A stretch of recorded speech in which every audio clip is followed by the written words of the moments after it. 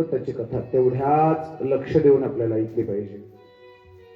नाहीतर मला इथे बरं वाटलं की आमच्याकडे बऱ्याच माता माऊल्या कथा ऐकत असताना भागवताला येत असताना घरून कापूस घेऊन येतात आणि कापूस घेऊन येतात आणि कथा सुरू झाली की त्यांच्या वाटी सुरू होतात. नेहमी म्हणत असतो ऐकायला भागवताची पोथी, ओळायला कापसाच्या, कळायला काय माती. वाटी वळत वळत जर तुम्ही कथा ऐकत असाल तर ती कथा तुम्हाला लक्षात येणार नाही, किंवा त्या कथेची महती, त्या कथेचा अधिकार तुमच्या लक्षात येणार नाही. सांगू आपल्याला, परीक्षित महाराज विना अन्न पाण्याची ही कथा ऐकत होते. याचं कारणच असं आहे, मी जर अन्न पाणी सेवन केलं तर मलमूत्रादी विकार मला त्रास देतील आणि या मलमूत्रादी विकाराच्या माध्यमातून किंवा हे लोक जर मला त्रास द्यायला लागले तर नक्कीच माझ्या परमार्थाचा, माझ्या भक्तीचा काही काळ दूर गेल्याशिवाय राहणार नाही. एवढी एकाग्रता, एवढं प्रेम कथेच्या बाबतीमध्ये असलं पाहिजे. आपलं आता कथेच्या बाबतीमध्ये एवढं प्रेम ओसंडून व्हायला लागलं, 12 वाजले की बरोबर आपले पाय मंदिराकडे यायला लागले. कुणीतरी आपल्यापैकी कोणाला तरी असं एक तरी व्यक्ती, चला बरं भागवताला असं म्हणून बोलवायला कोणी आलं का महाराज? कुणी बोलवायला आलं नाही. बरोबर वेळ झाली की आपले पाय हळूहळू हळूहळू मंदिराकडे यायला लागले. म्हणजे आता आपण हे कथेचे उत्तम श्रोते बनत आहात, म्हणजे उत्तम श्रोता बनण्याच्या मार्गाकडे आपण मार्गक्रमण करत आहात, किंवा प्रवास करत आहात. सुंदर असणारी ही अविट कथा आहे, सुरस कथा आहे, अतिशय आनंददायी कथा आहे. पुन्हा एक गोष्ट सांगेन आपल्याला, भागवताची कथा तुम्ही जसं जसं जसं जसं ऐकत जाल तसं तसं त्या कथेची मधुरता आपल्याला अधिक वाढायला लागते. माणसाच्या जीवनामध्ये बघा, एकदा ऐकलेली गोष्ट पुन्हा ऐकावी वाटत नाही. एकदा एखादी गोष्ट सांगितली ना, ऐकावी वाटत नाही. जुन्या काळामध्ये घरामध्ये जे नातवंडांना जवळ घेऊन सायंकाळच्या वेळेला, रात्रीच्या वेळेला आजोबा किंवा आजी गोष्ट सांगायची, बरोबर आहे बाळानो? घरात लहान लहान मुलांना गोष्टी कोण सांगतात रे? कोण कोण? आजी आणि आजोबा. कोण सांगतो गोष्टी? अरे मोठ्याने बोला ना. आजी आजोबा. पोरांना गोष्ट सांगण्यासाठी आजी आजोबा घरात असले पाहिजेत का जनावरांच्या गोठ्यात? तुमच्या सगळ्यांची आजी घरात आहेत का? आहेत म्हणा ना. मी आहे तोवर तरी 2 दिवस म्हणे सांगा. जाता जाता तुमच्या पाया पडतो, हात जोडतो मायबाप, आपल्या घरामध्ये आजी आणि आजोबांना घरात ठेवा. हे आजी आणि आजोबा आपल्या नातवंडांना गप्पा मारता मारता गोष्टी सांगतात. फक्त सगळे आज्याला सांगतो, कामापेक्षा जास्त नातवंडाचा लाड करायचा नाही. शिवाजी महाराजांच्या कथा सांगा, अर्जुनाच्या कथा सांगा, पण ते जर म्हणलं मी शाळा बुडवणार आहे, त्याचा बाप जर म्हणत असेल शाळेत जातात, आजोबा म्हणतात राहू दे आजच्या दिवस, काय होतं, इथं पोरं वाया जाणार. बऱ्याच घरामधली लेकरं आजी आणि आजोबाच्या लाडामुळे वाया गेलेली आम्ही पाहिली आहे. बहुतेक आमच्या कथेमध्ये सुद्धा जी लेकरं गोंधळ करतात ना, ते लेकरं माई सोबत आलेले नसतात, ते नक्कीच आजी सोबत आलेले असतात. आजीचा असा लाड असतो, मला जाऊ दे, मला काय करायचं तर तुझ्या लाडामध्ये. हे आजोबा किंवा आजी लेकराला गोष्ट सांगत असते आणि गोष्ट सांगता सांगता सांगता सांगता जर एखादी गोष्ट जर त्याने परवा दिवशी सांगितली आणि परवा दिवशी सांगितलेली तीच गोष्ट जर आजोबा किंवा आजी जर पुन्हा डबल सांगायला लागले, पुन्हा एक होता राजा, एक होते राणी, त्याला एक मुलगा, त्याला एक मुलगा, असं कथा सांगता सांगता डबल जर गोष्ट आली तर ते नातवंड ते आजीला किंवा आजोबा, आजी गोष्ट तर मला परवा दिवशी सांगितली ना, दुसरी सांग. म्हणजे एक गोष्ट जर एकदा ऐकली तर ती पुन्हा सांगावी वाटत नाही. आजी सोबतच आले ना, बरोबर आहे ना? आजी सोबतच आलं असेल. मला माहितीच आहे, प्यार से बोलना पडेगा, राधे राधे. एक गोष्ट जर एकदा ऐकली तर ती पुन्हा ऐकावी वाटत नाही, कंटाळा येतो त्या गोष्टीचा. भागवताची कथा ही अशी कथा आहे, असं कधीच होत नाही. मला लोक म्हणतात की आम्हाला आता भागवताचा कंटाळा आला. अजिबात नाही. तुम्ही तर वर्षातल्या काही 1-2 कथा ऐकत असाल, आम्ही वर्षातल्या अनेक कथा करतो, तरी आम्हाला कधीच असं वाटत नाही आता भागवताचा कंटाळा आला, आपण भागवत सोडून द्यावा, असं अजिबात नाही. उलट मागच्या कथेमध्ये जेवढा आनंद घेतला त्याहीपेक्षा जास्त आनंद आम्ही या कथेत घेतो, आणि या कथेमध्ये जेवढा आनंद घेतला त्यापेक्षा जास्त आनंद आम्ही पुढच्या कथेत घेतो. म्हणजे प्रत्येक कथा ही आपल्याला नवनवीन आनंद देणारी ही भागवताची कथा आहे. प्रत्येक कथेत वेगळा आनंद मिळतो. कुठे कोणता आनंद वेगवेगळा आनंद आम्ही भागवतामध्ये पाहायला मिळत असतो. नित्य नूतनता जीवनामध्ये देणारी कथा म्हणजे भागवताची कथा आहे. नित्य नूतन असलं पाहिजे माणसाच्या जीवनामध्ये, नवीन असलं पाहिजे. हे नेहमी म्हणतो ना, काय चाललंय काही नाही, काल होतं तसं आजच आहे, असं जर म्हणत असेल तर माणसं निराशावादी होतं. काय चाललंय कालच्या पेक्षा आज माझ्या जीवनात काहीतरी वेगळं आहे की नाही, आहे की नाही काहीतरी वेगळं सांगा. काल जन्म झाला होता, आज लग्न आहे की नाही वेगळेपणा. बरोबर. काल पिवळ्या साड्या होत्या, आज बोला लाल. काल जुने कपडे होते, आज एका नवीन कपडे घातले नाहीत महाराज. नित्य नूतनता आमच्या जीवनामध्ये असली पाहिजे, नवीनता आमच्या जीवनामध्ये असली पाहिजे. काहीतरी नवीन आमच्या जीवनामध्ये असावं ना. नित्य नूतनता जीवनामध्ये असलं पाहिजे. नाही तर तेच तेच तेच तेच तेच तेच रडगाराने जर म्हटलं ना माणसाला कंटाळा येतो. दररोज जर एकच स्वयंपाक जर तुम्ही करून खात असाल तर लेकरं सुद्धा म्हणतात रोज रोज रोज तेच चालू आहे, जरा चेंज कर ना, बदल कर. कधी इडली तरी कर, काहीतरी वडा तरी करतात ना. नित्य नूतनता जीवनामध्ये पाहिजे. भागवताची कथा ही आपल्या जीवनामध्ये नित्य नूतनता लक्षात ठेवा. आपल्या जीवनामध्ये येणारा प्रत्येक दिवस हा आपल्या जीवनामध्ये काहीतरी नाविन्य घेऊन येत असतो, काहीतरी नवीन घेऊन येत असतो. म्हणून माणसाने परंपरागत पद्धतीने किंवा जुनं आहे तेच माझं आहे अशा विचारात राहायचं नाही, तर थोडंसं नवीनता आपल्या जीवनामध्ये आणलं पाहिजे.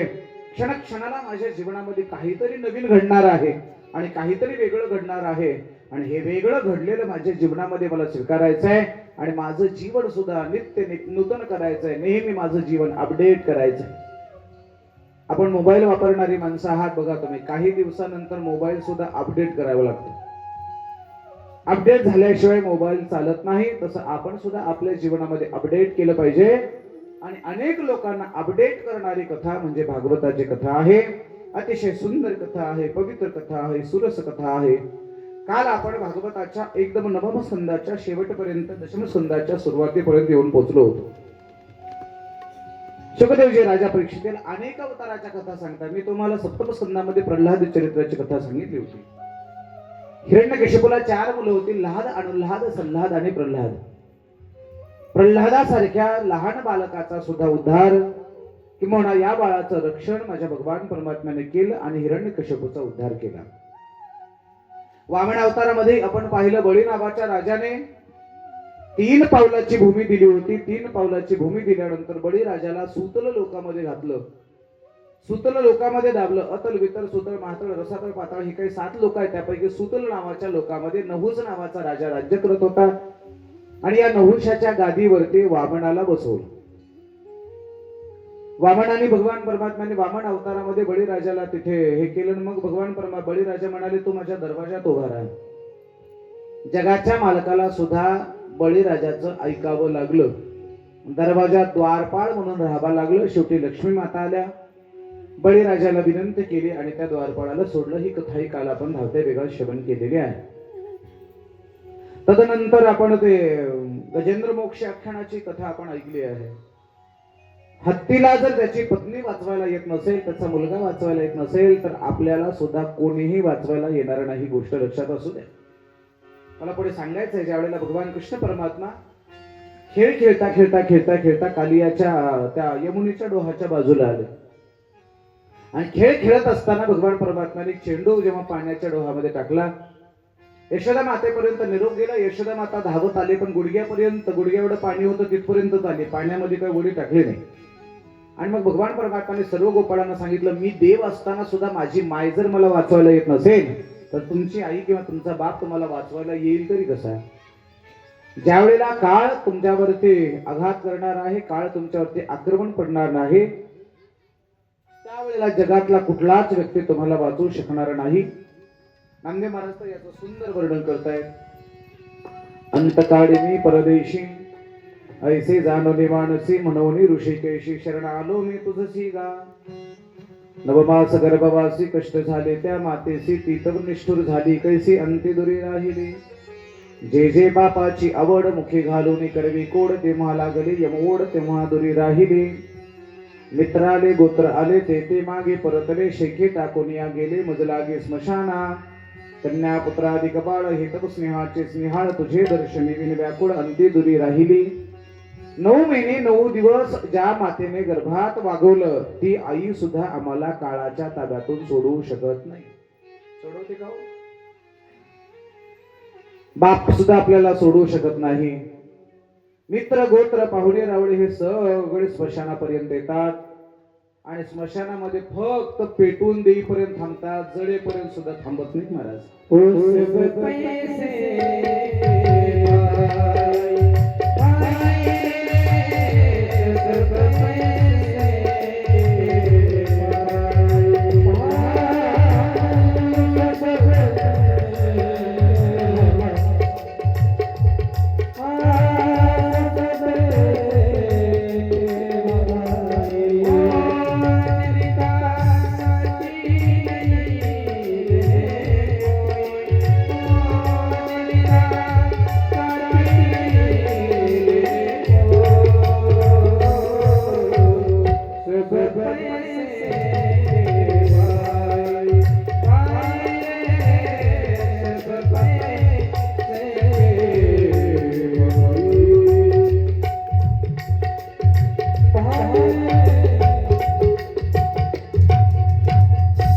कोणी साथ देत नाही महाराज, कोणी साथ देत नाही.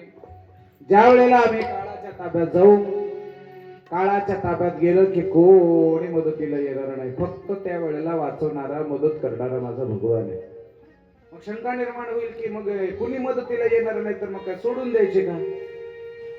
सोडायची नाही, फक्त त्यांच्या आसक्तीमध्ये राहायचं नाही. लक्षात ठेवा, कोणी नाही हो, सगळी स्वार्थाची नाते महाराज, सगळी स्वार्थाची नाही. जोपर्यंत तुमच्याकडे काहीतरी आहे तोपर्यंत सगळी माणसं तुमच्या पुढे पुढे करतात. ज्या दिवशी तुमच्याकडची प्रॉपर्टी जाईल, श्रीमंती जाईल, त्या दिवशी कोणी नाही.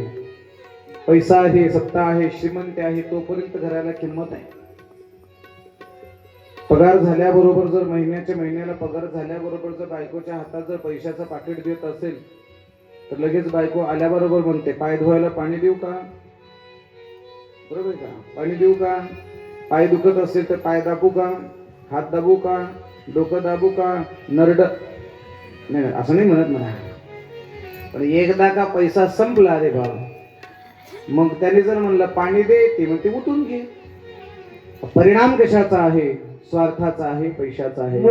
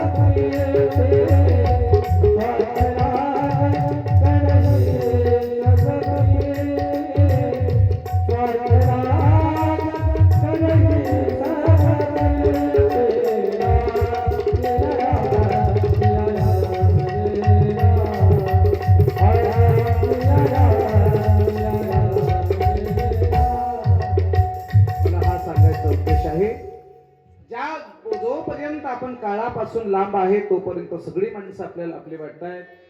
पण ज्या वेळेला एकदा का काळाच्या ताब्यात आपण गेलो की मग मात्र आम्हाला कोणी वाचवता येत नाही.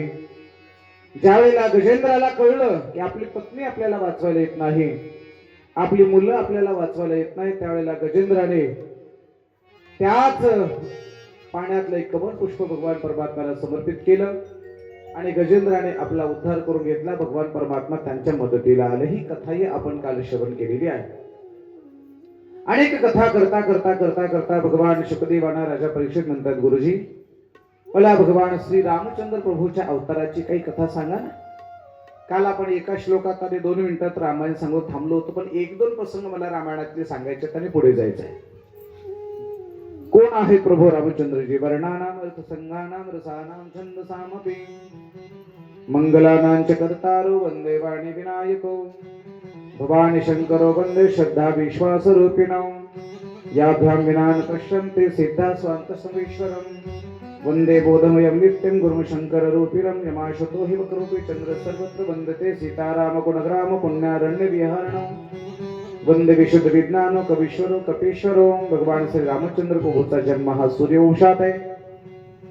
विवस्वान नावाचा सूर्य आहे. विवस्वानाच्या पत्नीचं नाव आहे संज्ञा देवी. विवस्वानाला एकूण 10 पुत्र आहेत. न बा आहे नाभाग आहे इक्ष्वाकू आहे अशा दशपुत्राची वंश परंपरा भागवतकर सांगतायत. पुढे पार अंबऋषी पर्यंत ही कथा येते. अंबऋषी काय केलं आपल्या सर्वांना माहित आहे. अंबऋषींनी एकादशी व्रत धारण केलं आणि मग एकादशीच्या वेळेला दुर्वास मुनी आले. एकादशीचा नियम असा आहे, दशमी दिवशी एकभुक्त जेवण, एकादशीला निराहार आणि द्वादशीला सूर्योदयाच्या वेळेला पारणा हा एकादशीचा नियम आहे. द्वादशीच्या वेळेला दुर्वास मुनी आले, गंगा स्नानावरती गेले आणि गंगा स्नानावरती गेल्यानंतर त्यांना यायला उशीर झाला. अंबऋषींनी विचारलं काही विद्वान ब्राह्मणाला काय करावं लागेल. ब्राह्मणाने सांगितलं दुर्वास मुनी नाहीत म्हणून थांबण्यात काही अर्थ नाही. एखाद्या ताटाचं पूजन करा आणि बाकीच्या ब्राह्मणांना बाकीच्या साधू संतांना जेवू घाला. दुर्वास मुनी तेवढ्यामध्ये येतात. लक्षात आलं तर आपण येण्याच्या अगोदर अंबऋषींनी जेवायला पंक्ती घातल्या.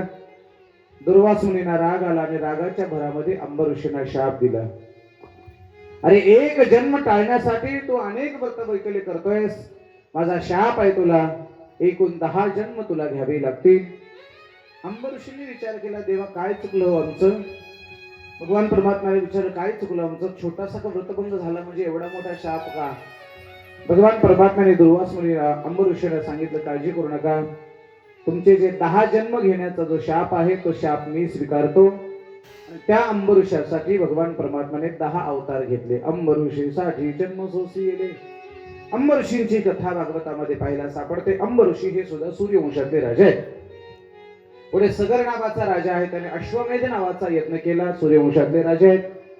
नभ आहे, नाभाग आहे, इक्ष्वाकू आहे, अंबऋषी आहे, अशा अनेक राजाची परंपरा येऊन पोचते. ती म्हणजे अज नावाच्या राजापर्यंत. आणि या अजाच्या वंशामध्ये एक राजे होत आहेत. ते राजे म्हणजे दशरथ महाराज. दशरथ कोणाला म्हणायचं. दश अधिक रथ. जे 10 इंद्रियावरती रथ आहेत, आरूढ आहेत, त्यांना दशरथ म्हणावं. या दशरथाला 3 पत्न्या होत्या. एक आहे कौशल्या, दुसरी आहे सुमित्रा आणि तिसरी आहे कैकेयी. कौशल्या ही धर्मपत्नी आहे आणि सुमित्रा आणि कैकेयी भोगपत्नी आहे.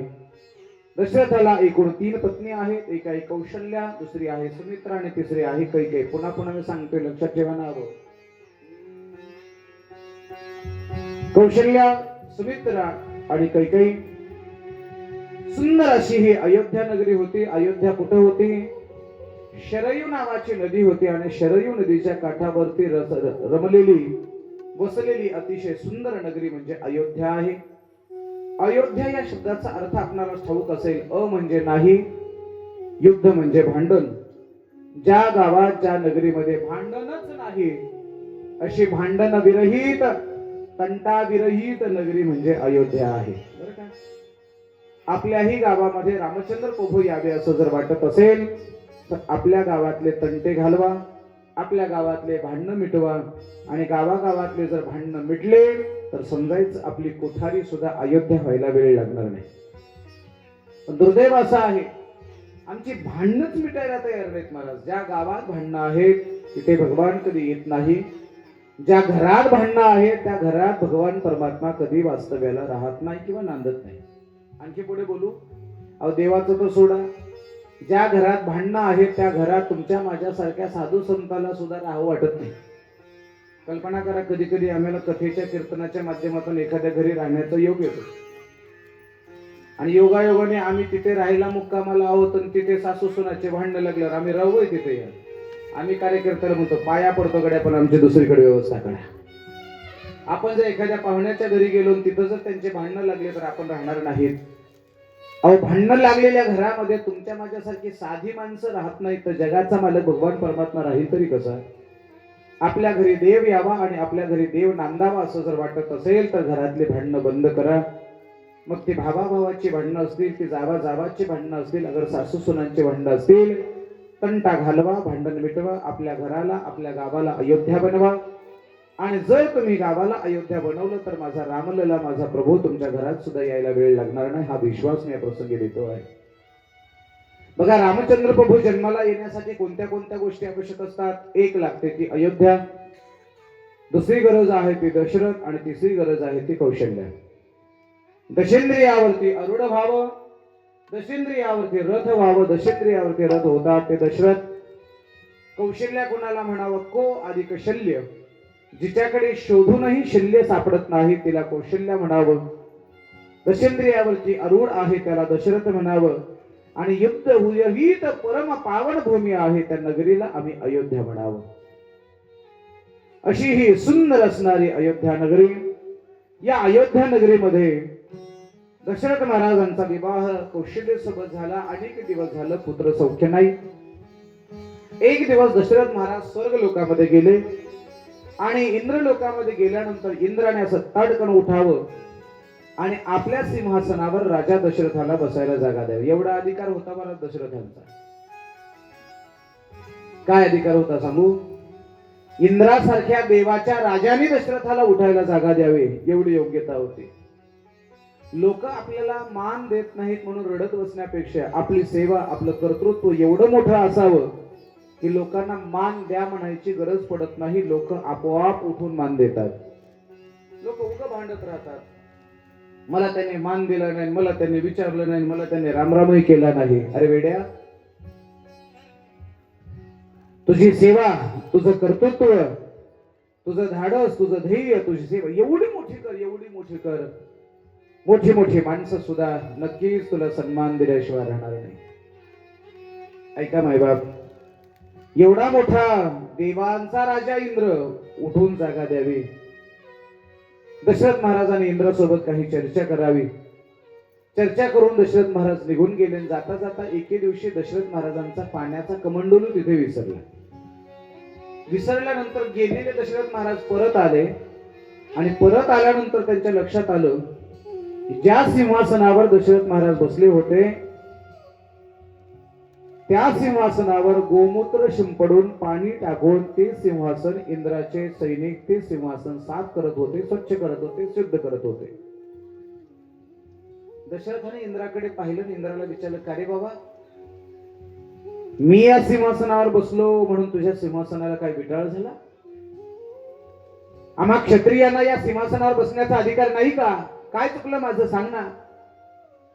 इंद्राने हात जोडले आणि राजाला सांगितलं, राजा, तुमचा अधिकार फार मोठा आहे. तुमचा अधिकार पाहून मी माझं सिंहासन सोडून तुम्हाला जागा देतो, पण तुम्ही गेल्यानंतर आम्हाला हे सिंहासन साफ करावं लागतंय का? याचं कारण आहे तुमच्याकडे एक दोष आहे. दोष कोणता दोष आहे? तुम्ही निपुत्रिक आहात. आणि ज्याला मुलबाळ नाही, ज्याला मुलगा नाही, अशा व्यक्तीला या इंद्राच्या सिंहासनावरती बसण्याचा अधिकार नाही. हे वाक्य ऐकल्याबरोबर दशरथांच्या डोळ्यात अश्रू आले, कंठ दाटून आला. पुन्हा एक गोष्ट सांगू का मायबाप, दुःख तर प्रत्येकाच्या जीवनातच असतं, पण त्या दुःखाची जाणीव जेव्हा दुसरा कोणीतरी करून देतो ना, त्यावेळेला त्या दुःखाची तीव्रता अधिक वाढायला लागते, अधिक वाढायला लागते. बरं, समजा एखाद्या माऊलीला, एखाद्या स्त्रीला जर मुलबाळ नसेल तर ती अगोदरच दुःखात असते. अगोदर जेवढी दुःखात असते, माझ्या वंशाचा दिवा नाही, मला मुलगा नाही, मला मुलगा नाही.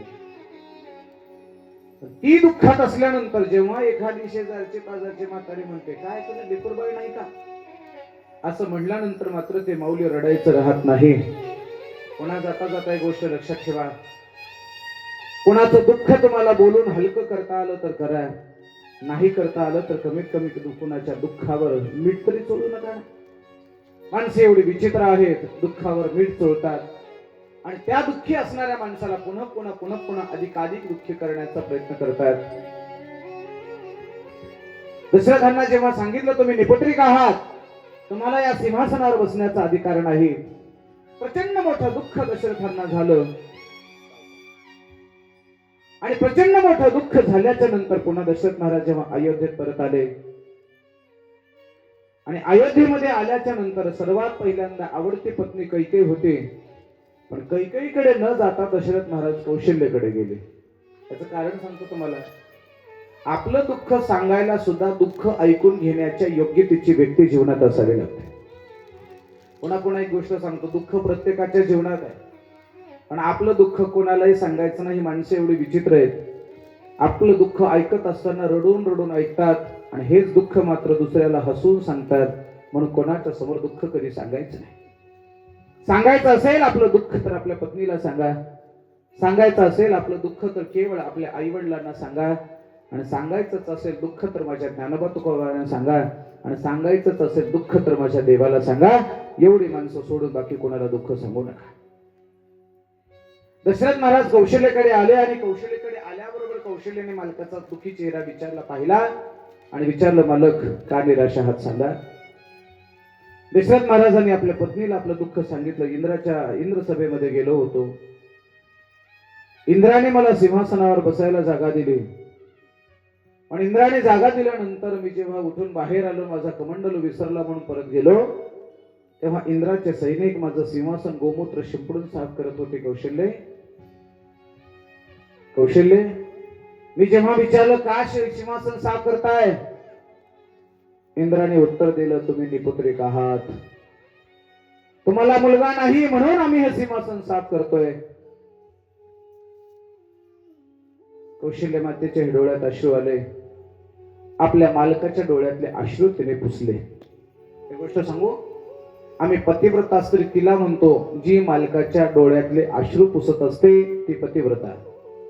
जी मालकाच्या डोळ्यामध्ये अश्रू आणत असते ती पतिव्रता. दोन्हीचा फरक लक्षात आला ना? लक्षात आला ना? पतिव्रता वेगळी आणि पतिव्रता वेगळी. पतिव्रतेचा अधिकार सांगायचा मला आपल्याला. माता अनसूया पतिव्रता होते आणि या पतिव्रतेच्या ख्यातीवरती, या महत्पणावरती भगवान श्री दत्तात्रयाचा जन्म झालाय. आली दत्त जयंती आपल्या पुढे. महान पतिव्रता होती महाराज. मालकाच्या डोळ्यातले अश्रू पुसले. बरं का, माझ्यासमोर बसलेल्या प्रत्येक माऊलीला माझे हात जोडून विनंती आहे, मालकाच्या डोळ्यातले अश्रू पुसणं हे तुमचं कर्तव्य आहे. आणि तुम्ही जर मालकाच्या डोळ्यामध्ये अश्रू आणत असाल तर समजायचं तुमचं काहीतरी चुकतंय. आणू नका मालकाच्या डोळ्यात अश्रू. सांगू का तुम्हाला, वाघासारखा धडाडीने लढणारा माणूस जर तुमच्या पुढे रडत असेल तर समजायचं तुम्ही तुमच्या जीवनामध्ये अपयशी झालात. मालकाच्या डोळ्यात कधी अश्रू आणायचे नाहीत. आले अश्रू तरी ते आपण साफ केले पाहिजेत. कौशल्य मातेने मालकाच्या डोळ्यातले अश्रू पुसले. विचारलं, मालक निपुत्रिक म्हणल्याचं वाईट वाटलं का तुम्हाला? काळजी करू नका ना, आपण एखादा सुंदर कार्यक्रम करूया, सुंदर अशा एखाद्या यज्ञाचं आयोजन करूया आणि भगवान परमात्मा प्रसन्न होईल आणि आपल्या वंशाचा दिवस सुद्धा आपल्याला मिळेल. काळजी करू नका. आणि मग कौशल्य मातेने मालकाला सांगितलं आपण यज्ञ करावा.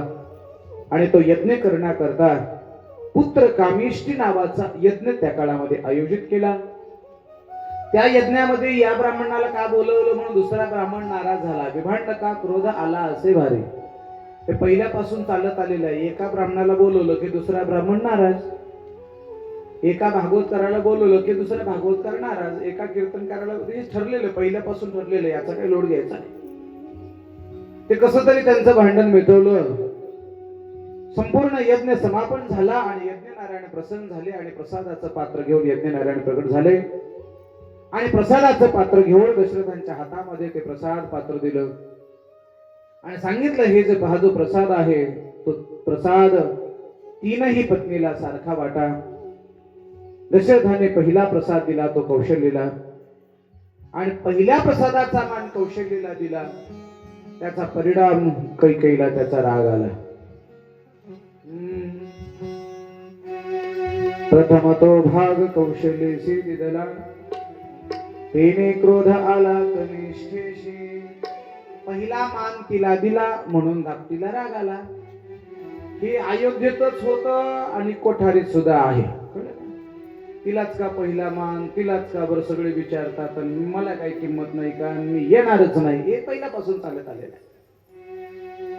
पहिला मान कौशल्येला का दिला म्हणून कैकेयी प्रसाद खात नाही. प्रसाद खायला उशीर झाला, हातावर प्रसाद आहे. तेवढ्यात आकाशातून एक घार येते आहे आणि त्या घारीने कैकेयीच्या हातावरचा तो प्रसाद झडपला आणि ऋषमुख पर्वतावरती अंजनी माता तपश्चर्या करत होत्या. अंजनी मातेच्या हातावरती तो प्रसाद नेऊन पिंडघारीने झडपिला, अंजनीने तो सेविला. अंजनीच्या तपासाचे महारुद्र आले पोटी. चैत्र शुद्ध पौर्णिमेचे सूर्योदय समयासी, चैत्र महिन्यातल्या पौर्णिमेच्या सूर्योदयाला हनुमान भगवंताचा मारुतीरायाचा जन्म आहे. म्हणून माझी हात जोडून विनंती आहे, एरवी कधी मारुतीच्या मंदिरात जा अगर नका जा, पण चैत्र पौर्णिमेला तरी आपण मारुतीच्या मंदिरात गेलं पाहिजे. मारुतीरायाचा जन्मोत्सव आपण साजरा केला पाहिजे. मग पुन्हा दोघींनी अर्धा अर्धा भाग त्या कैकेयीला दिला. काही रामायणामध्ये सुमित्रेला 2 पुत्र सांगितलेले आहेत, काही रामायणामध्ये कैकेयीला 2 पुत्र सांगितलेले आहेत.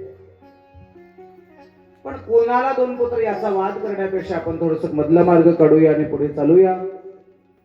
शेवटी चैत्र नावाचा महिना आहे, वसंत नावाचा ऋतू आहे, शुक्ल नावाचा पक्ष आहे आणि नवमी नावाची तिथी आहे. या दिवशी भगवान श्री रामचंद्र प्रभूचा जन्म झाला.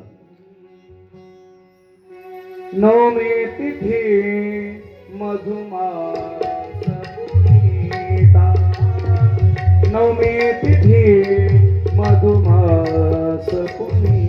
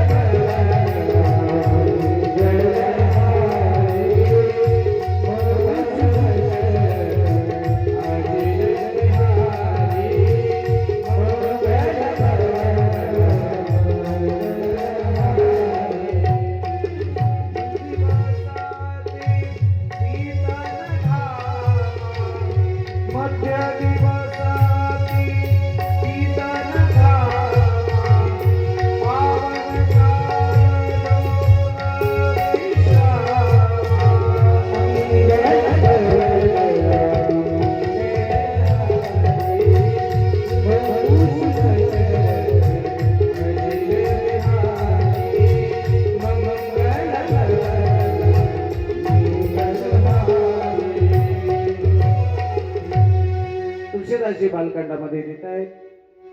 नवमी तिथी मधुमास पुनीता, शुक्ल पक्ष अभिजित हरि प्रीता,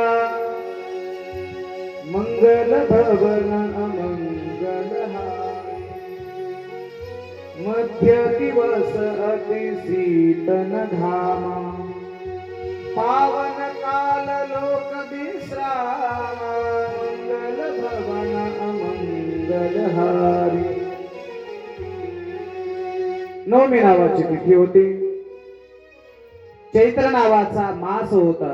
नवमी तिथी दिवशी वसंत नावाचा ऋतू होता.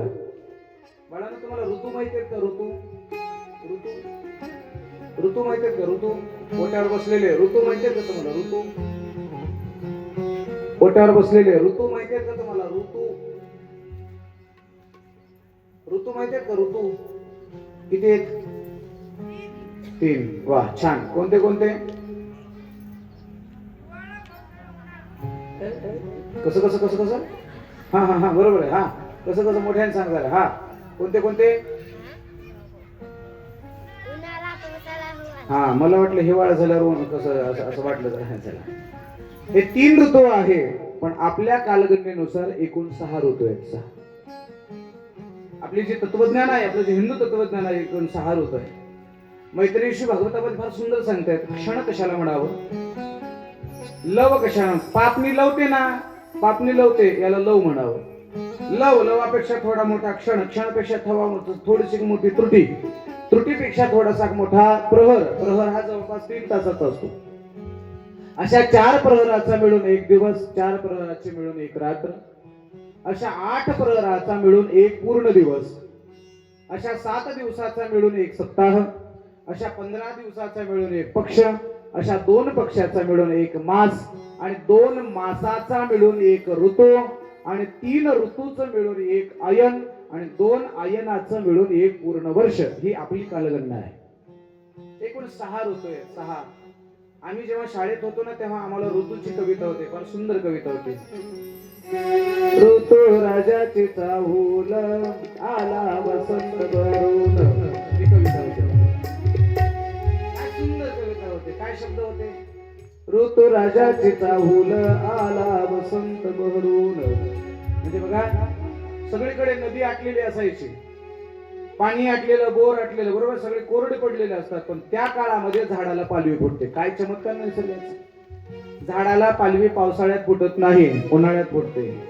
झाडाला नवीन पालवी फुटायला लागली की समजायचं वसंत नावाचा ऋतू आलाय. जुन्या काळातल्या कविता सुद्धा खूप छान होत्या महाराज, छान होत्या कविता. काय कविता होत्या महाराज, ते सानेगुरुची कविता आठवते मला. खरा तो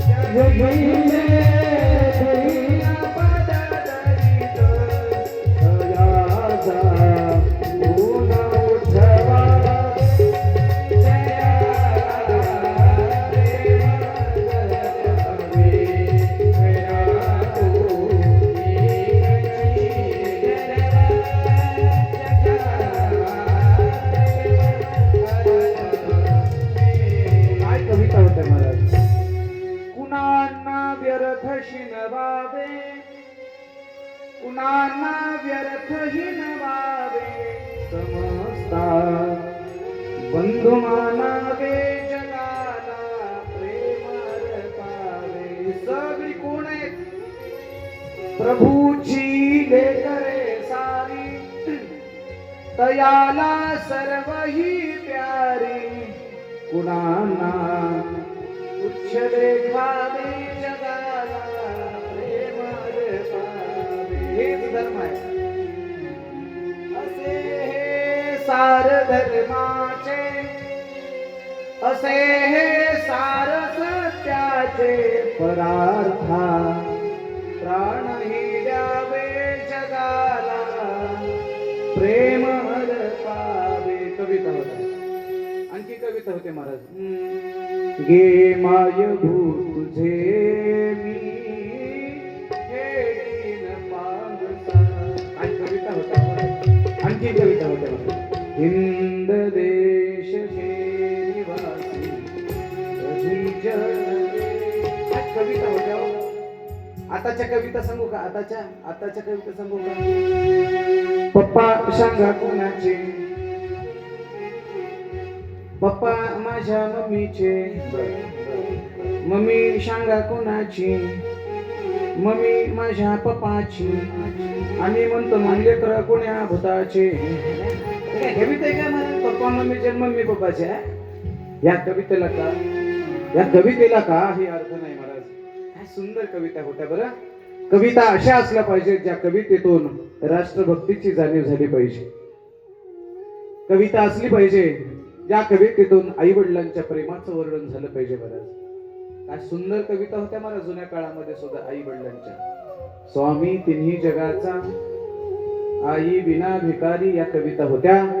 काळाच्या प्रवाहामध्ये कविता बदलल्या, कवितेतला अर्थ सुद्धा बदलला. महाराज ऐका हो, कधीतरी ऋतूचा परिचय आम्हाला झाला पाहिजे. 6 ऋतू आहेत: वसंत ऋतू, ग्रीष्म ऋतू, वर्षा ऋतू, शरद ऋतू, शिशिर ऋतू आणि हेमंत ऋतू. सध्या जो ऋतू आहे ना, सध्या आता या घडीला चालू आहे तो हेमंत ऋतू आहे. धरी अवतार विश्वतारावया, अत्रेची अनसुया गरोदर. ऋतुकाळ हेमंत, नक्षत्र रोहिणी, शुक्ल पक्ष दिनी, पूर्ण तिथी. भगवान श्री दत्तात्रयाचा जन्म हा हेमंत ऋतूमध्ये आहे. भगवान कृष्ण परमात्म्याचा जन्म हा वर्षा ऋतूमध्ये आहे. आणि भगवान श्री रामचंद्र प्रभूचा जन्म हा वसंत नावाच्या ऋतूमध्ये. लक्षात ठेवा, रामाचा जन्म वसंत ऋतूमध्ये आहे. महिना चैत्र आहे. महाराज त्याचं वर्णन करताना लिहितात: उत्तम हा चैत्र मास, ऋतू वसंताचा दिवस, शुक्ल पक्ष ही नवमी, उभे सुरवरते व्योमी, माध्यानासी दिनकर पळभरी होय, स्थिर सूर्य जागेवर थांबला. शुक्ल पक्षातल्या नवमी दिवशी भगवान श्री रामचंद्र प्रभूचं प्राकट्य आहे. आम्ही भागवतकारांना शुकदेवांना विचारलं, भगवान रामचंद्र प्रभूने नवमी दिवशीच का जन्म घेतला, याला काही कारण आहे का? हो, कारण आहे. अंकशास्त्राचा जर विचार करायला गेलं तर 9 हा आकडा स्थिर आहे, 8 हा आकडा अस्थिर आहे. कसं काय? 9 या आकड्याची पट करत चला. तुम्हाला उजळणी येते? उजळणी येते ना? उजळणी चला म्हणा माझ्यासोबत. म्हणे 9 1 9, 9 2 थोडं मोठ्याने म्हणा. 9 2 शाबास. 18. किती वर किती? 18.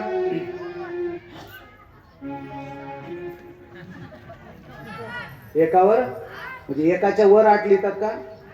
हा, बाजूला. चला आता नवीन वाचनामध्ये एकावर 8 18 म्हणायचं नाही. 1 दशक 8 1 18 असं त्याला शुद्ध वाचन आहे. चला आपलं जुनं जसं आहे तसं. चला 18 या आकड्यामध्ये कोणते कोणते अंक आले? एक आला 1 आणि दुसरा आहे 8. त्या दोन्हीची बेरीज करा. किती झाली? 10 9 9 9 त्रिक बोला, पट बोला. 9 त्रिक 2 आणि 7, 2 अधिक 7 9 चौक बोला पटापटा. 3 आणि 6 9 पाचे 4 आणि 5 9 सखे 5 9 सखे 5 आणि 4 9 7 6 आणि 3 9 8 7 आणि 2 9 9 8 आणि 1 9 10. झोपले काय? म्हणा ना पटापटा. उजळणी बरं, एवढ्यावर तुमचं समाधान होणार नाही. चला 9 10 90, 9च्या पुढे चला. इंग्लिश मिडियमला कोण कोण आहे? हातवर करा. इंग्लिश मिडियमला बरं नसलं. चला आता 9च्या पुढे 9 multiplied by 11 is equal to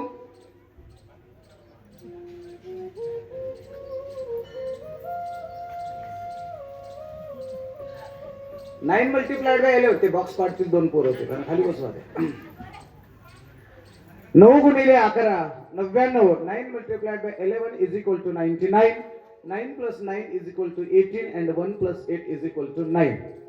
9 multiplied by 12 is equal to 108. 101 plus 0 plus 8 is equal to 9. 9 multiplied by 13 is equal to 117. 1 plus 7 is equal to 9. कळलं ना? 9 या आकड्याची कुठपर्यंतही पट करत चला, कुठपर्यंतही पट करा आणि त्या येणाऱ्या अंकाची जर आडवी बेरीज जर केली तर 9च येते. याच्यात कुठेही बदल होत नाही. म्हणून 9 हा आकडा स्थिरतेचं प्रतीक आहे. म्हणून रामचंद्र प्रभूंनी 9वी तिथी निवडली. आणखी पुढे बोलू. मी नेहमी विनोदाने वाक्य बोलत असतो. 9वी तिथी निवडली, 9 आकडा निवडला, म्हणून रामचंद्र प्रभूंनी एकच बायको केली. आमच्या कृष्ण परमात्म्याने 8 आकडा निवडला, म्हणून जिकडं जाईल तिकडून एक एक आणले. रामचंद्र प्रभूचा जन्म 9वी दिवशी झाला. 9वी तिथी मधुमास पुनीता, शुक्ल पुच्छ अभिजित हरिप्रीता, मध्य दिवस अति शीतन घामा, पावन काल लोक विश्रामा. 9वी दिवशी दुपारच्या 12 वाजता भगवान श्री रामचंद्र प्रभूचा जन्म झाला. हळूहळू इकडे लक्ष्मणीचा जन्म होतोय, भरत आणि शत्रुघ्नांचा जन्म होतोय. हळूहळू आता प्रभू थोडेसे मोठे होत आहेत. मोठे झाल्यानंतर रामचंद्र प्रभू गुरूंच्या आश्रमामध्ये गेले. गुरु ग्रह गयहु पढणार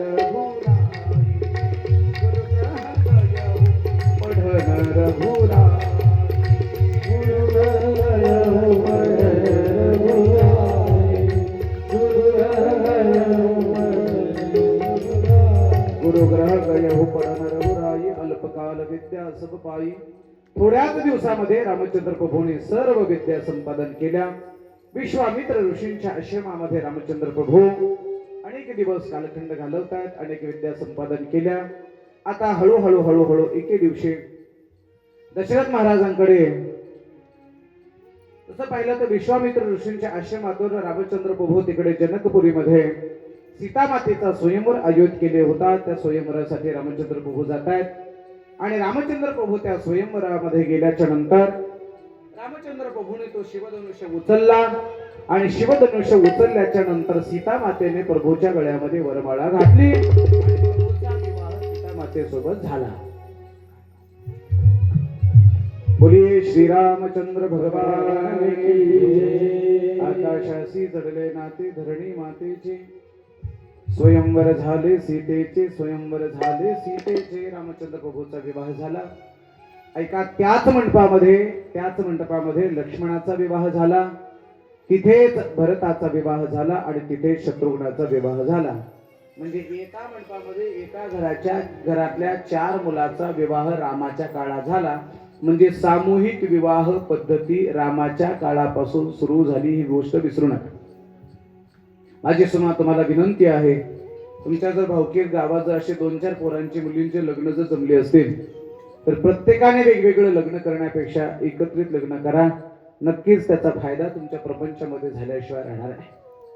आता बोला थोडस का, रामाचा विवाह कोणासोबत झाला?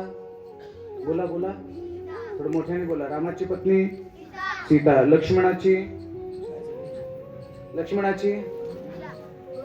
उर्मिला. भरताची मांडवी. वा. शत्रुघ्नाची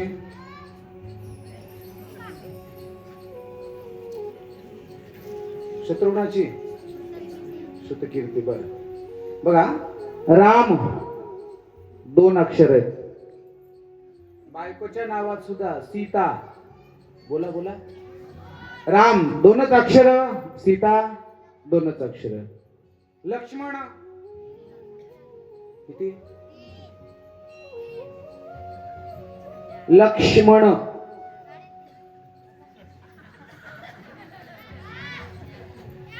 तुम्ही त्या लेकराला हसलात पण त्याच बरोबर आहे. बघा, लक्ष्मण या नावामध्ये 3ही अक्षर नाही, 4ही अक्षर नाही, 3.5 अक्षर आहे. ल म न पूर्ण आहे आणि क्ष अर्ध आहे. लक्ष्मण नावामध्ये 3.5 अक्षर आहेत. उर्मिला नावामध्ये सुद्धा 3.5च अक्षर आहेत. भरत 3 अक्षर आहेत. मांडवी 3. मांडवी अनुस्वार अर्धा आहे म्हणजे 3.5 अक्षर. शास्त्र असं सांगतं, जेवढे नवऱ्याच्या नावात अक्षर असावेत तेवढेच बायकोच्या नावात सुद्धा असावेत. म्हणाल मग जास्त असल्यावर काय होते? बाकी काय होत नाही. जास्त अक्षर असले की जरा जास्त दादागिरी करते, दुसरं काय होत नाही. पुरुष मंडळी घरी गेल्यावर मोजून पहा. तुम्ही लगेच मोजायला लागले राहू. आताच कशाला मोजता? घरी गेल्यावर, लग्न झाल्यावर मग मोजा. रामचंद्र प्रभूचा विवाह सीतामातेसोबत, लक्ष्मणाचा विवाह भरतासोबत, लक्ष्मणाचा विवाह उर्मिलेसोबत, भरतजींचा विवाह मांडवीसोबत आणि शत्रुघ्नाचा विवाह श्रुतकीर्ती सोबत झाला. बघा, शत्रुघ्न लिहायलाही अवघड आहे, म्हणायलाही अवघड आहे. बरोबर आहे. तसं श्रुतकीर्ती लिहायलाही अवघड आहे आणि म्हणायलाही अवघड आहे. रामचंद्र प्रभू सीतामाते समवेत आपल्या संसाराचा काही काळ घालवत असताना, आनंदाचा काही काळ घालत असताना, एके दिवशी दशरथ महाराज आरशामध्ये आपला चेहरा पाहत होते आणि पाहता पाहता त्यांच्या लक्षात आलं की आपल्या कानाजवळचा एक केस पांढरा झालाय. लगेच राजा दशरथांच्या लक्षात आलं की आता आपलं वय झालंय, पोरांच्या हातात कारभार द्यावा. सूत्र असं आहे, नियम असा आहे की केस पांढरे व्हायला लागली की पोरांच्या हातात कारभार द्यावा आणि आपण पंढरपूरची वारी सुरू करावी. ऐकताना सगळी पुरुष मंडळी, वय झालं, केस पांढरी व्हायला लागली की आपल्या पोरांच्या हातात कारभार द्यावा आणि आपण निवांत राहावं. आमची येडपट माणसं अख्खी दाढी पांढरी झाली तरी हातातला कारभार सोडत नाहीत, म्हणून पोरं तुम्हाला नीट बोलत नाही. तरुण मंडळी हे ऐकल्यानंतर खुश झाले असतील, त्यांना आनंद वाटला असेल. पण तुम्ही सुद्धा कारभार करण्याच्या लायकीचं असलं पाहिजे, हाही त्यातला महत्वाचा भाग लक्षात घ्या. मग दशरथ महाराज कानाजवळचा एक केस पांढरा झाला. लक्षात येते की आपलं वय झालं आहे, आता आपण आपल्या मुलाचा राज्यकारभार करावा. आणि त्यावेळेला रामचंद्र प्रभूच्या राज्याभिषेकाची तयारी सुरू झाली. कशा पद्धतीने राज्याभिषेक सुरू झाले याची चर्चा आपल्याला करायची आहे. तत्पूर्वी मोठ्या प्रेमाने सर्वांनी 2 मिनिटे रामचंद्र प्रभूचं भजन करायचं आहे. सर्वांना विनंती आहे की मोकळ्या मनाने टाळी वाजवली पाहिजे आणि आपण नामस्मरण सुद्धा केलं पाहिजे. 2 मिनिट सांगितलं. श्री राम जय राम जय जय राम, श्री राम जय राम जय राम, श्री राम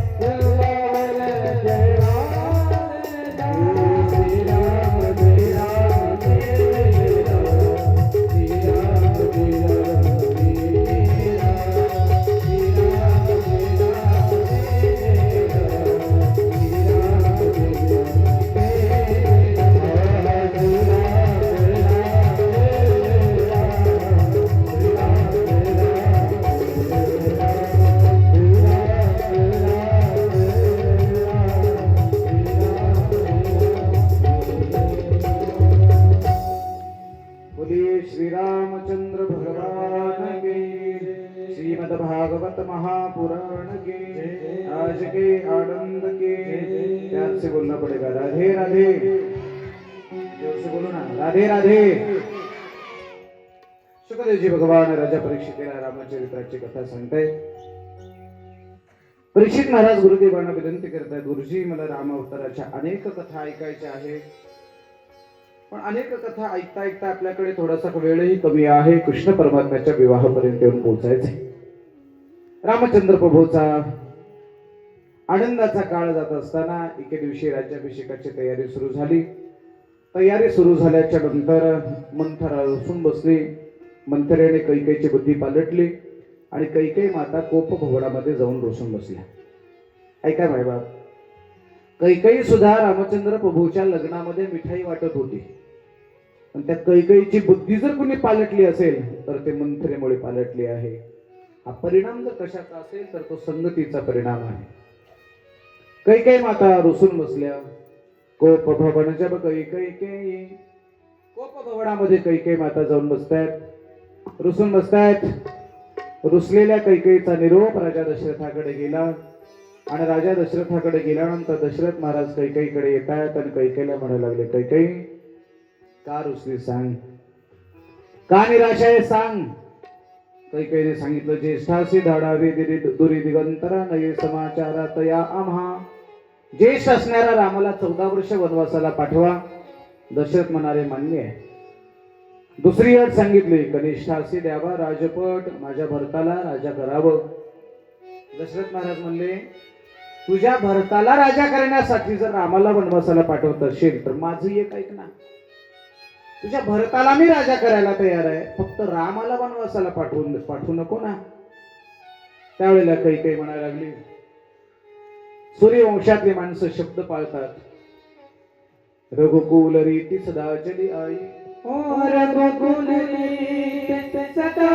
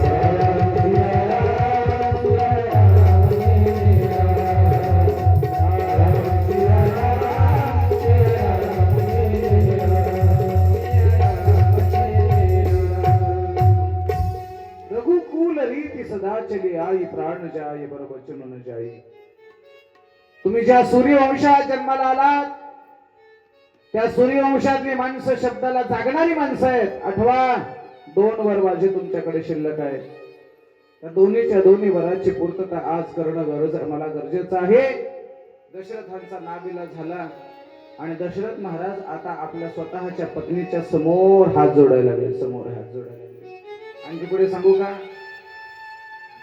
ज्या वेळेला मालक किंवा पती आपल्या बायकोला हात जोडायला लागतो आणि बायकोच्या पाया पडायला लागतो समजायचं ती स्त्री आपल्या पतीच्या मृत्यूला जवळ बोलावत असते दशरथ महाराज कैकेयीला म्हणतात कैकेयी मी हात जोडतो तुझ्या मुलाला राजा करतो पण माझ्या रामाला वनवासाला पाठवू नको पण स्वार्थाला बरबटलेली माणसं कोणाचं काही ऐकत नाहीत दशरथ महाराज कैकेयीला म्हणायला लागले जर माझा राम वनवासाला गेला तर मी जिवंत राहणार नाही मी मरून जाईल कैकेयी म्हणाली तुम्ही मरा पण रामाला वनवासाला पाठवा माणसं स्वार्थाच्या पोटी कोणाच्या मरणाचा सुद्धा विचार करत नाही तो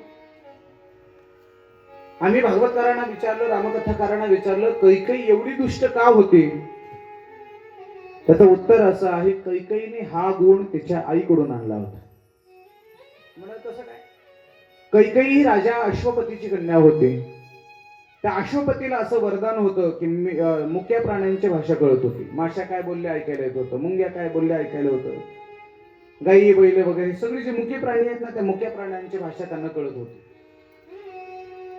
एके दिवशी अश्वपती असं जेवण करत बसले होते. भोजन करता करता त्यांच्या ताटातला एका मुंगीने एक कण खाल्ला आणि दुसरा कण तोंडात घेऊन निघाले. तिकडून दुसरी मुंगी परत आली. तिने विचारलं, हा तांदळाचा कण कुठून आणला? ती म्हणली, राजाच्या ताटातून आणला.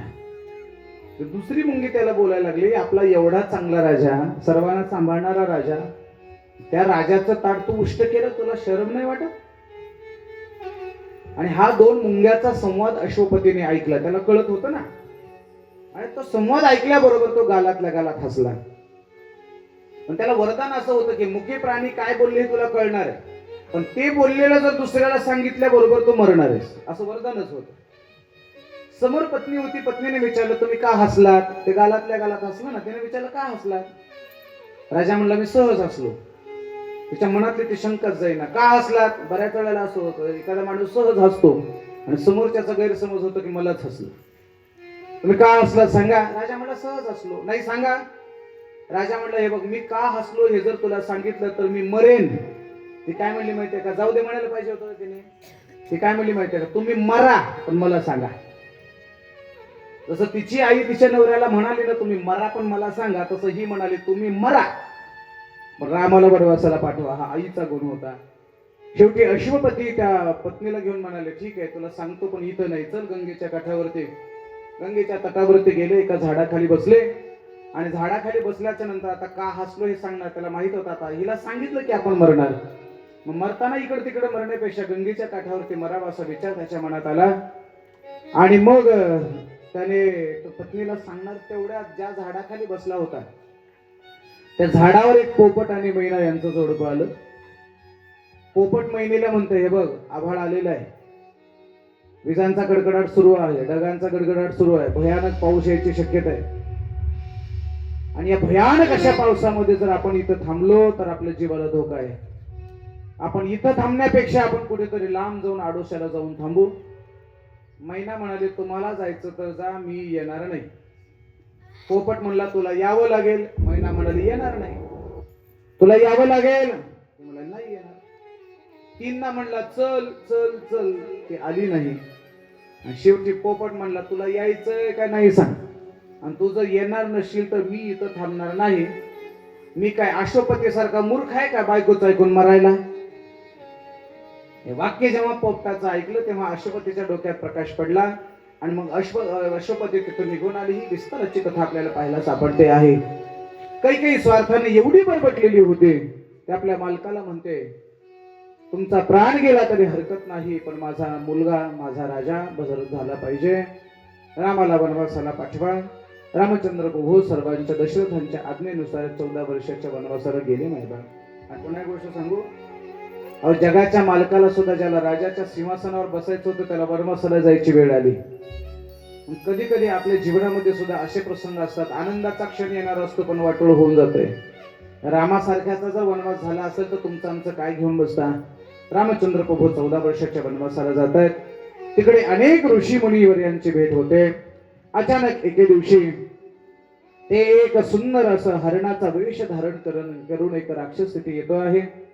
राक्षस तिथे आल्याच्या नंतर सीता माता चुकल्या आणि आपल्या मालकाला म्हणाल्या, मालक, ते जे सोन्याचं हरिण आहे ना ते मला आणून द्या. पुन्हा ऐका, रामायणामध्ये सीता मातेने एकच चूक केली. कोणती? आपल्या मालकाला एक काम सांगितलं. कोणतं? ते हरिण आणून द्या. एक चूक केली तर 6 महिने रावणाच्या अशोकवनाच्या लंकेमध्ये जाऊन बसावं लागलं. एक काम सांगितलं तर 6 महिन्याची जेल. उठल्यापासून झोपेपर्यंत मालकाला काम सांगणाऱ्या माता मावल्या कुठल्या जेलमध्ये जातील मला काही सांगता येणार नाही. शेवटी तिकडून रावण येतोय. सीतेचं हरण करतायत. सीतेला लंकेमध्ये घेऊन जातायत. रामचंद्र प्रभू आणि रावणाचं प्रचंड मोठं युद्ध होत आहे. युद्ध समाप्त झालं. रावणाचा पराजय झाला. रामचंद्र प्रभूचा विजय झाला. सर्वांनी जयघोष केला. बोलिये श्रीरामचंद्र भगवान की. रामचंद्र प्रभूचा विजय झाला. 14 वर्षाचा वनवास संपला. रामचंद्र प्रभू अयोध्येमध्ये परत आले आणि प्रभूचा राज्याभिषेक झाला आणि सर्वत्र आनंदी आनंद झाला. रामचंद्र प्रभूचा राज्याभिषेक, राम राज्य प्रस्थापित झाले. राम राज्य काय वणे आम्हासी, धरणी धरी पीक गायी वळल्या, मग श्रीराम वेळो वेळा आम्ही गाऊ ओळीये दलिता कांडिता जेविता गे वाये. ही रामचंद्र प्रभूच्या अवताराची कथा शुकदेवच्या राजा परीक्षिताला सांगतायत आणि मग परीक्षित महाराज गुरुदेवांना विनंती करतायत, गुरुजी काल राहिलेला थोडासा रामायणाचा भाग मला तुम्ही सांगितला, आता मला थोडस तुम्ही कृष्ण चरित्र सांगा. शुकदेवजी भगवान राजा परीक्षिताला सांगतायत, ऐक राजा, कृष्ण परमात्म्याचा जन्म कसा झाला, कुठे झाला, या जन्मापासून ते विवाहापर्यंतच्या सर्व कथा मी तुला सांगणार आहे. पण त्या कथेला सुरुवात करण्याच्या अगोदर एक 15 मिनिटाची विश्रांती, आपण सर्वांनी विश्रांती घ्यायची आहे आणि त्यानंतर कथेच्या मंडपामध्ये यायचं आहे. आल्यानंतर मात्र आपल्याला पूर्ण कथाही पूर्ण करायची आहे आणि प्रत्यक्ष विवाह सोहळा सुद्धा आज आपल्याला साजरा करायचा आहे. रुक्मिणी स्वयंवरापर्यंत आजची कथा आपली पोहोचणार आहे. 15 मिनिटाची विश्रांती, तोपर्यंत 2 मिनिटाचं संकीर्तन होईल. हो श्री कृष्ण गोविंद हरे मुरारे, श्री कृष्ण गोविंद हरे मुरारे, श्री कृष्ण गोविंद हरे मुरारे, श्री कृष्ण गोविंद हरे मुरारे, श्री कृष्ण गोविंद हरे मुरारे, श्री कृष्ण गोविंद हरे मुरारे, श्री कृष्ण गोविंद हरे मुरारे, श्री कृष्ण गोविंद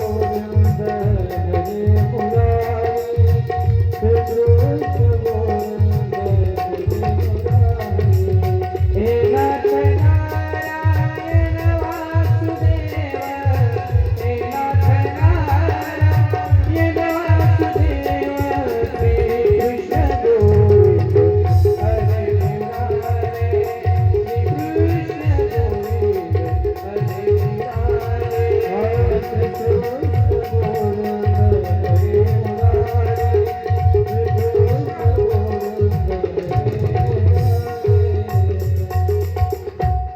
15 मिनिटाची विश्रांती. उठा, फक्त 15 मिनिट.